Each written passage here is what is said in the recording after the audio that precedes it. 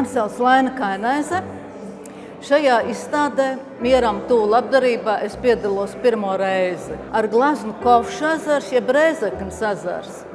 Šis ir darbs, kas taps tieši Rēzeknē pievakarē, tādā skaistā, siltā dienā kā šī. Un šis darbs iedveš mieru, skaidrību, tāpatās kā mazie gulbīši, kur drosmīgi peld ar saviem vecākiem. Un šo darbu gleznojot, tiešām manī bija tāds lielais dievišķais miers, kas nāk no debesīm, un gleznojot viņa dzirdēja, kā zvan Rēzeknes katedrāles zvani. Kāpēc es piedalos Mieram tuvu? Es esmu arī Marijas leģiona māsa, un šīs jaukās brīnumainās grāmatiņas Mieram tuvu mēs jau daudzus gadus iznēsājām uz slimnīcām, gan uz Latvijas onkoloģijas centru, gan uz Austrumu slimnīcu, gan arī uz upes lejām.